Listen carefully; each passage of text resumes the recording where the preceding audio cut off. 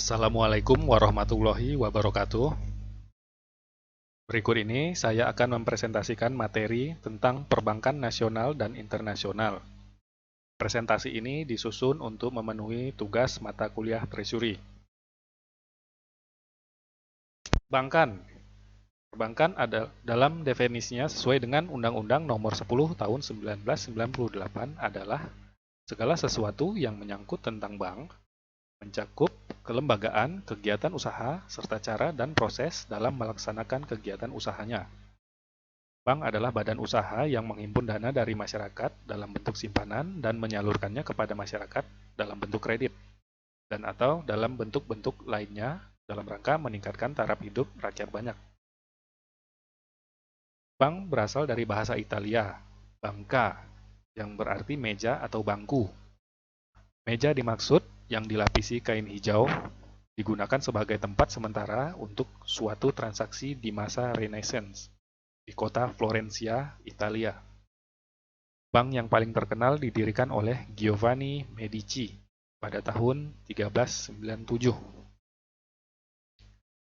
Salah satu bank tertua yang masih berdiri adalah Banca Monte dei Paschi di kota Siena dan telah beroperasi terus-menerus sejak tahun 1472. Wujud awal bank adalah para pedagang yang memberikan pinjaman biji-bijian kepada para petani dan pedagang yang membawa barang-barang antar kota.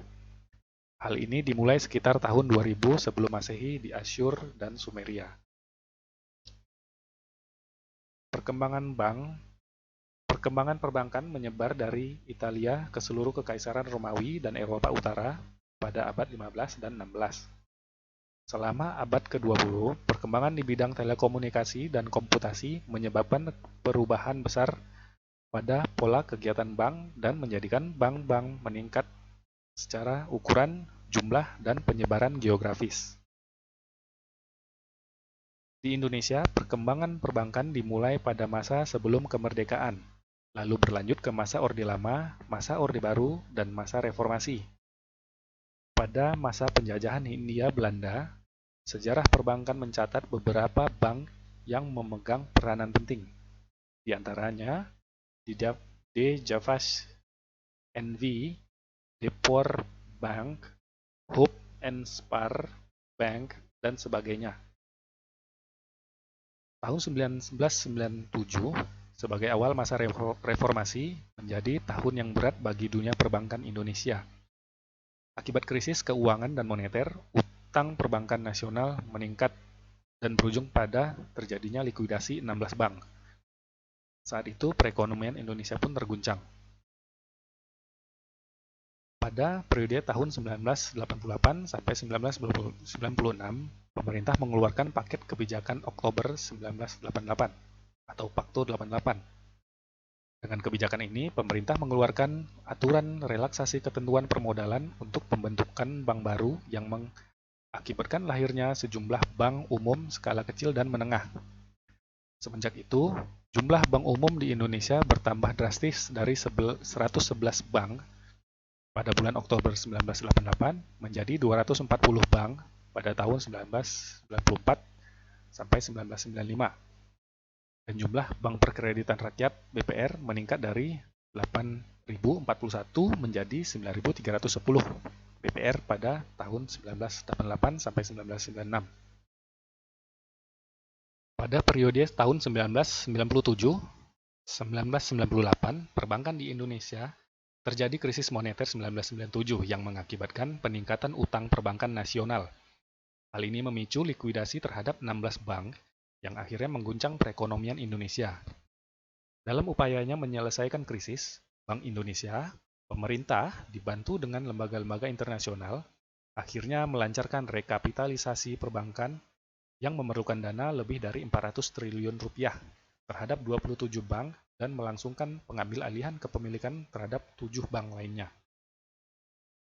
Memasuki periode tahun 1999 sampai 2002, dalam rangka mencegah terulangnya krisis moneter, maka Bank Indonesia dan pemerintah mengkaji pelonggaran sistem perbankan. Beberapa langkah yang diambil adalah dengan membangun implementasi yang jelas untuk memenuhi standar internasional pengawasan bank. yaitu 25 Basel Core Principles for Effective Banking Supervision, mengembangkan Real-Time Gross Settlement, mengimplementasikan Bank Guarantee Scheme untuk melindungi dana masyarakat yang disimpan di bank, merestrukturisasi kredit macet, baik yang dilakukan oleh Badan Penyihatan Perbankan Nasional atau BPPN. Periode tahun 2002 sampai dengan sekarang, perbankan Indonesia telah mengalami berbagai perkembangan positif pada sektor perbankan sejak dilaksanakannya program stabilisasi. Hal ini dapat dilihat dari dampak pemberian kredit yang mulai meningkat pada inovasi produk yang mulai berjalan. Selain itu, untuk menyesuaikan diri dengan perkembangan teknologi, perbankan juga ikut berkembang dengan mentransformasikan bentuk layanan-layanan perbankan menjadi digital. Penyesuaian ini dikembangkan untuk meningkatkan efisiensi proses kerja dan kualitas layanan. Demikianlah presentasi saya ini saya sampaikan. Semoga dapat bermanfaat bagi kita semua. Terima kasih. Wassalamualaikum warahmatullahi wabarakatuh.